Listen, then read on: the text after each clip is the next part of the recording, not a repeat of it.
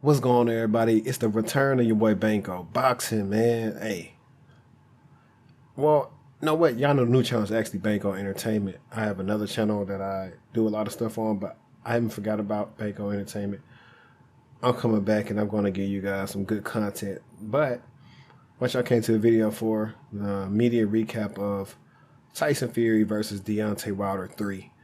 I must say that this is one of the best heavyweight fights, really fights overall, that I've seen in a while. If I wasn't a person that just had a child, this probably would have been a fight to travel to, just because the atmosphere in the arena looked amazing. Production was nice. I didn't get to catch all the undercards, but this was a great undercard that had, I want to say, mostly heavyweights. I think J-Rock was on his undercard too.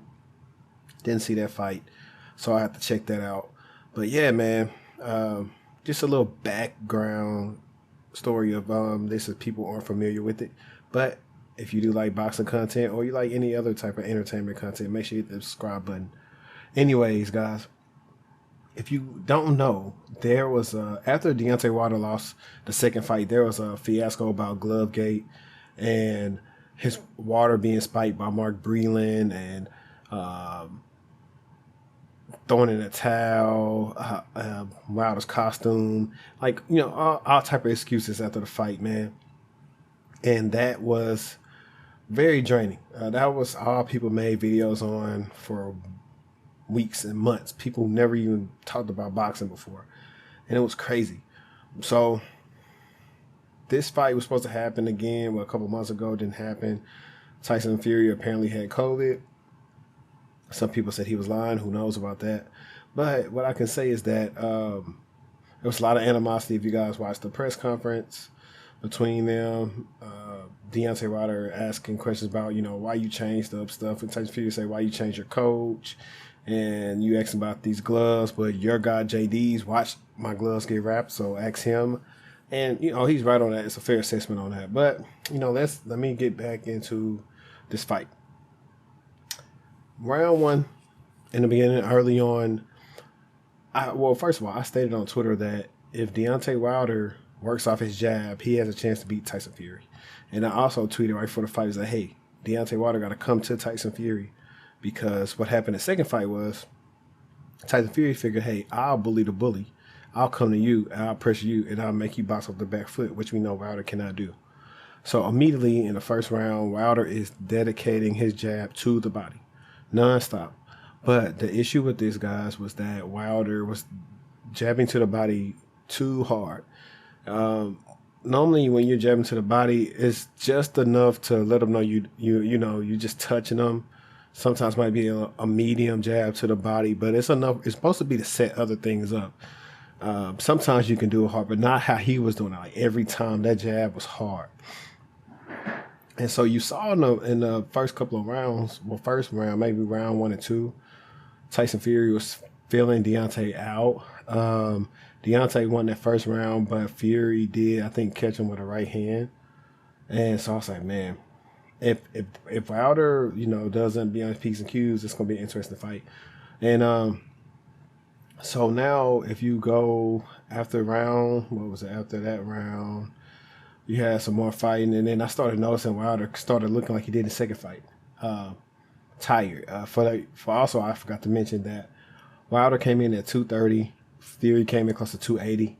Wilder was normally fighting around, 210, 207. That's his weight. And one of Wilder's issues is the fact, not only does he lack fundamentals, but he doesn't do things to make boxers great. He doesn't do a lot of sparring, and he doesn't do road work. And that's critical in boxing. You need your stamina. You saw tonight that all that weight training stuff did not help him. But moving along, as you start seeing Wilder's tiring out and Tyson Fury is really starting to step to him, he's jabbing him, he's hitting him, he's really catching him with a 1-2. It's like crazy. And I'm like, if he catches him right, he got him. And if I'm not mistaken, Tyson Fury scored the first knockdown on Wilder. I can't remember what round it is. This is me just remembering how the fight went, sequence goes. And I'm looking at it, I was like, dang it, man, this might be over soon. And that goes on, and then we're thinking Wilder's out of there. But see, the dangerous thing about Wilder's always said, hey, I don't have to be perfect for 12 rounds. I could just be perfect for a second and I can catch you. And true enough, he knocked down Tyson Fury twice in one round. One of those knockdowns, like Tyson wasn't really hurt. Kind of like he kind of fell into it. Another one, he had him, I want to say he had him hurt a little bit until by his body language, he didn't step to Deontay. And yeah, so after that, man, fights going on. And now this is when Deontay just starts taking a beating. Tyson Fury is really landing most of the punches. I don't even have the stats in front of me, but I want to say he either doubled or almost tripled the punches that Deontay Wilder landed, because after a while, Deontay Wilder wasn't even jabbing no more. He was just trying to land the right hand. Occasionally, he might throw like a left hook and then an uppercut, but for the most part, he was doing the same old thing. And so as time kept on going on, I forgot what round it was, but Tyson Fury ended up knocking Wilder down again. It's really, from what I found out, Tyson Fury, you got to give him a lot of credit, because he was making sure he sat down the punches, but it wasn't to the point where he tired himself out trying to put everything into one punch, because Wilder has a chin. And so he knew that, hey, you know what? I might not get him with this one, but I'm just going to keep on obliterating him with different punches. And Wilder got beat so bad towards the end, I was like, this fight should have been stopped. You know, Mark Breland, any other coach that wasn't a yes man who really cared about you would stop the fight. Now, Malik Scott did not do that. And I was disappointed. In the corner, he wasn't telling him what he needed to hear. Wilder should have went balls to the wall after he knocked Tyson Fury down those 2 times in that one round, and he possibly could have got Tyson Fury out of there. Tyson Fury kept on getting Wilder on the ropes and catching him, and then it just was all she wrote. Sugar Hill's, telling him, "Hey man, use your jab, go to the body." I'm screaming the same thing at home because the body is open. Wilder has his hands low, so Tyson Fury just kept on jabbing him, and you knew that jab was bothering Wilder because his head is snapping back every time he get hit with that jab, and Tyson Fury keeps on doing that, and the 11th round is when he pours it back on Deontay Wilder. Deontay Wilder misses. Tyson Fury hits him, then he catches him with a right hand that knocks him down, and the ref stops it. Because I think the ref already knows from everything that happened that Wilder's corner was not going to throw the towel in. And what you have to understand, if you're not an avid boxing fan, the thing is, refs can stop the fight if they feel like you can't defend yourself and fight back. And it really didn't benefit Wilder for going all those rounds. Sure, somebody say, well, he got power. He would do stuff. He had some rounds where he sneaked some stuff off at the end. But it was accumulation of punches. His ear was bleeding. I don't know, how he's going to bounce back after this fight. This took a lot out of him. Because relatively, besides the Tyson Fury fight, maybe the Luis Ortiz fight, he didn't have a lot of hard fights. So, I don't know. I don't even know after this fight, do you have the desire to really fight? Because if he's going to fight the same way, he's not going to be successful no more. I don't care if he has power. People have figured out how to beat him enough already. And if they're big enough, they can box better than him, they can beat him. And that's going to be an issue that he's going to run into. Nobody's scared of him no more. People used to avoid him. Now, I still think he possibly can beat Anthony Joshua. I think that still could be a good fight. Both of those guys pretty much now have 2 losses on their record, with Wilder's 2 being a little bit worse than AJ's 2. Well, Ruiz was bad, but I mean, at least in that fight, the Ruiz fight, that AJ did knock Ruiz down. So, and then he lost to Usyk, which they said AJ had some eye problems or something towards the end of the fight. I don't know. Who knows? We'll see how that goes. There's a lot of stuff going on. Tyson Fury is the man. He is pretty much stamped himself almost. But not almost. I mean, after he beat one of the Klitschko's and got all the belts, and then did this with Wilder 3 times. He's an all-time great now, heavyweight. I mean, you can ask who he fought, but he fought everybody he needs to fight. And if he fights Usyk or Joshua, I believe he beats them too. He can do so much. He can do it all. He's 6'9". He can move. He could bang with you. He can outbox you.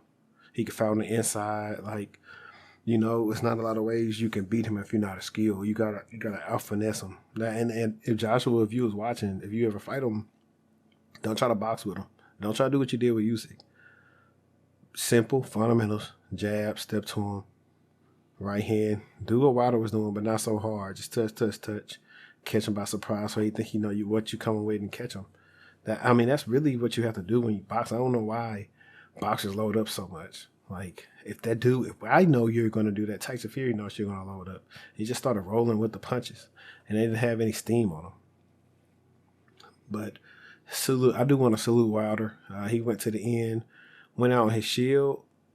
I know that's what all fighters, could ask for, but it's just not safe for your kids. He has kids. No, man. Honestly, I hope he's okay. I know he had to go to the hospital after that, so I hope that's good. Salute to Tyson Fury. This has been a good little month of boxing. We still got Bud and Bud and Porter coming up, and with Caleb playing in Canelo. We got Javante versus Rolly, and I think we got JoJo Diaz versus Ryan Garcia. And I think those like the main big fights. So yeah, man. But all in all, to recap everything, Deontay Wilder came out with a different game plan. Go to the body, try to stop him. Dropped Fury twice. Fury dropped him 4 times, and persevered. This is going to be an ESPN classic when you back 10 years from now.